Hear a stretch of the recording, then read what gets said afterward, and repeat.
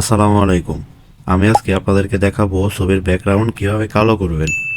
অর্থাৎ একটা ছবির ব্যাকগ্রাউন্ড যাই থাক না কেন, সেই ছবির ব্যাকগ্রাউন্ডটা যদি আপনারা কালো করে দেন তাহলে কিন্তু ছবিটা দেখতে অনেকটা সুন্দর লাগে।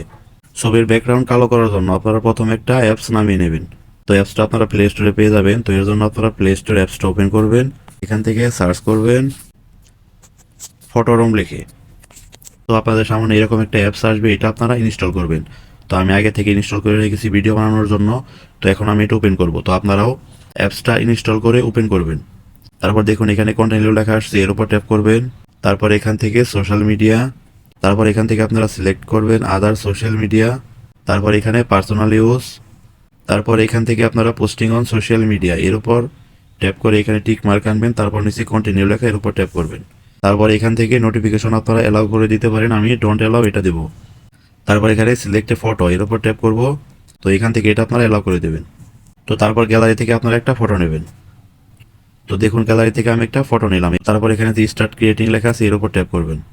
তো আমরা যেহেতু ফ্রি ভার্সন ইউজ করব, তো এখানে যে ক্রস আইকন আছে উপরে, তো এর উপর ট্যাপ করব। তো এখন এই ফটোটা আমরা এক্সপোর্ট না করে এখান থেকে আবার ব্যাক আসবো। দেখুন ব্যাক আসার পর এখন কিন্তু আমরা মূল যে অ্যাপসটা আছে সেই অ্যাপসটার ভেতরে ঢুকলাম। এখানে দেখুন ব্ল্যাক লেখা আছে যে ব্যাকগ্রাউন্ডটা, এর উপর ট্যাপ করলাম। দেখুন ছবির ব্যাকগ্রাউন্ডটা কিন্তু ব্ল্যাক হয়ে গেছে। তারপর নিচের দিকে দেখুন এক্সপোর্ট লেখা আছে, এর উপর ট্যাপ করব। তারপর এখানে সেভ টু গ্যালারি এর উপর ট্যাপ করব। তো এখন কিন্তু এই ফটোটা আমার গ্যালারিতে সেভ হয়ে গেছে।